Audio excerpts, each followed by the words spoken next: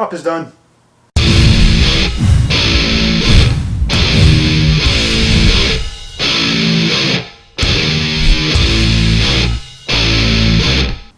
Today's video is going to be all about getting the surface of the workbench installed. My plan for this is to do this in 2 layers. The top layer is going to be 3/4 inch MDF. I really like working with MDF because it's just super straight, super flat, real dense material, real true. In that MDF, I'm going to be embedding some T-tracks. So because of that, because I'm going to be routing into the MDF 3/8 of an inch or so, I'm going to be putting a layer of 1/4 inch plywood under the MDF. It's going to serve 2 purposes. First, it's going to allow just to have a little bit of extra support under the MDF, and also working with the 1/4 inch before putting the MDF on top will allow me to get my work surface super square, super level, not have any waves or any high points in it. If I get that 1/4 inch perfect, then when I lay the MDF on top, that too will be perfect. So first step is to get the 1/4 inch plywood cut to size. Now my workbench is 3x6, so I'm going to cut it a little oversized because I'm going to, when I install it, I'll route the edges along the perimeter and get it perfectly sized to the frame of the workbench. So let's get to cutting some wood.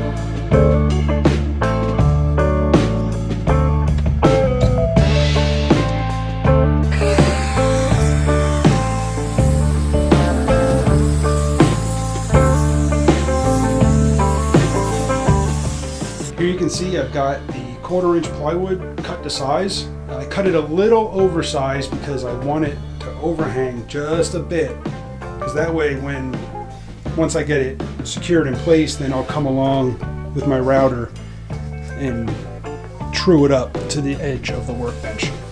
Once I get this all leveled and just as flat as I can get it, then I will secure it, and then once it's all secured, then I'll come back and cut out for the miter station and the table saw.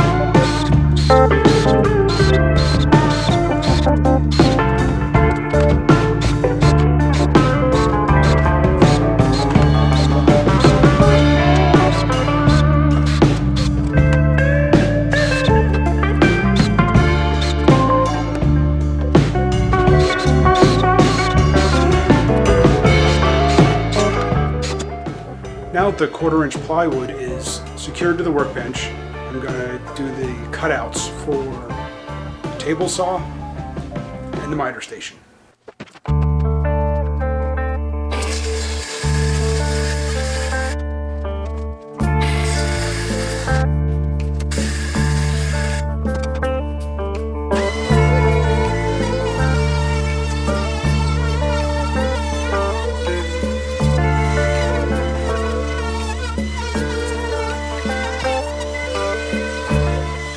So there you can see when I cut out for the table saw, I purposely cut a little shy of where I wanted the edge to be. Then I was able to take my router with a trim cut bit, has a little ball bearing on the bottom, and that just ran right along the wall and trimmed off the plywood top perfectly even with the walls of the enclosure for the table saw. That just gave you a nice, perfect flush edge.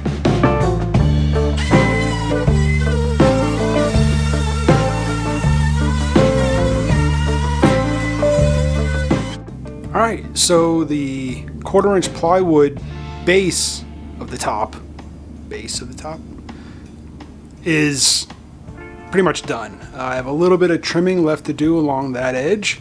Just gotta take the trim cut bit on the router and clean up that edge. This part here is the cover for the miter saw. It's a little wavy and bowy right now because it's only 1/4 inch plywood. There is a front piece. You can kind of see some screws there. There's a front piece on there. Right now it kind of curls up that way. That's why I got the screw gun sitting there. But that'll be fixed once the MDF is placed on top. So next comes the MDF. Now my plan for that is I'm really just going to glue it in place. I'm probably going to coat the entire top with some wood glue, put the MDF on top, and just let it cure in place. I may run a few screws maybe along the perimeter up through the bottom of the plywood into the MDF. But there will also be, like I said, there'll be T-track in the MDF, and those screws will probably come down into the plywood. But I think if this whole thing is glued down, glue should be more than enough. And like I said, there's going to be a piece of MDF on top of the miter saw cover.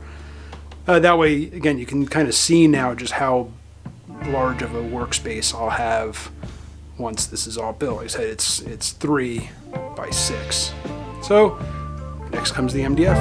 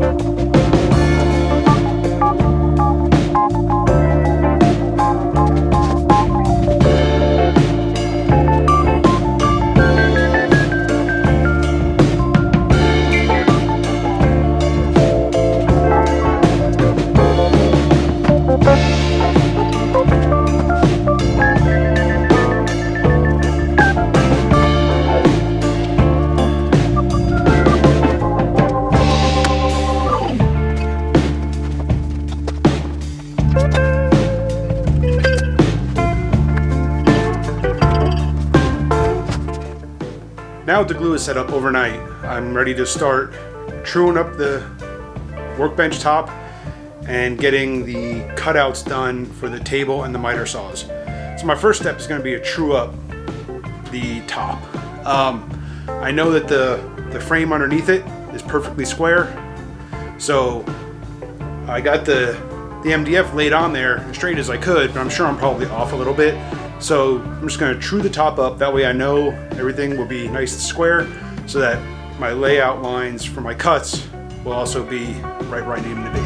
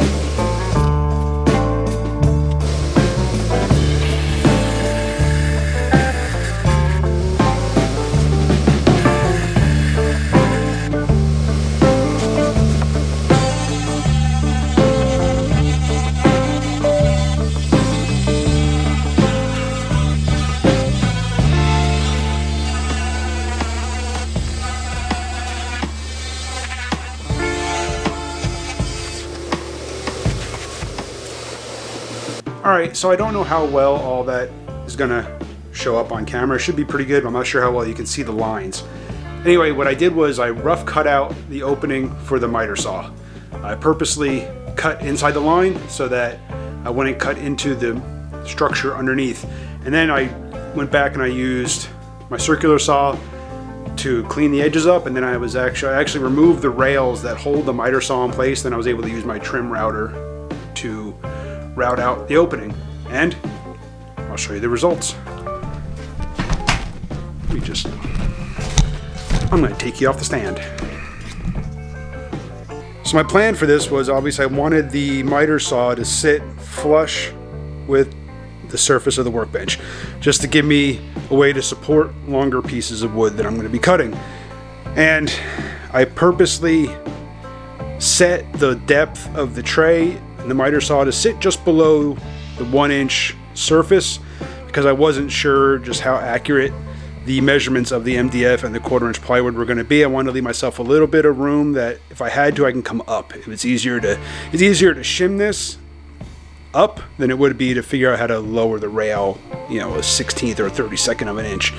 And here are the results. I mean, there you can see the straight edge is sitting flat on the workbench, and I am literally like a 1/16th, maybe a 32nd of an inch. There you can see some light shining through. So all I'm gonna have to do is unbolt, add a washer underneath there to shim it up, and I should be good.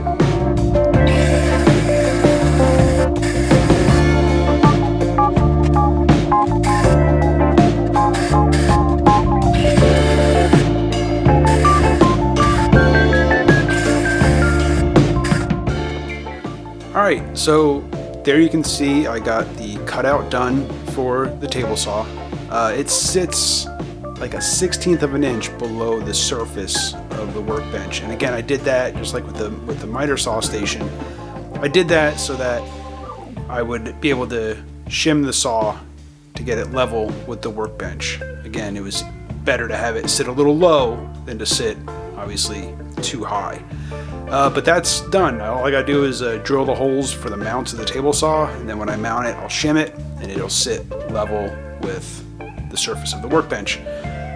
Let's see. Also, I've got right now the cover for the miter saw is gluing up.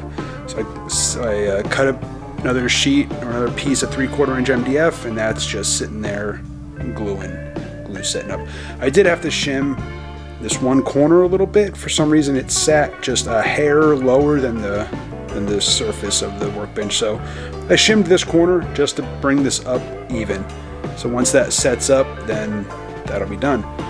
The next step is going to be, I'm going to be adding the T-tracks, and once this is done, I'll mount the table saw, the miter saw on top, and then that'll give me location for the T-tracks on this side, because I want it to be able to be used as a stop for the miter saw. So I'll probably have it in line with the fence, and then that way I can set stop points for repetitive cuts, and then I'll add other T-track over there, probably some going this way, just to have a surface that I can clamp to do other work.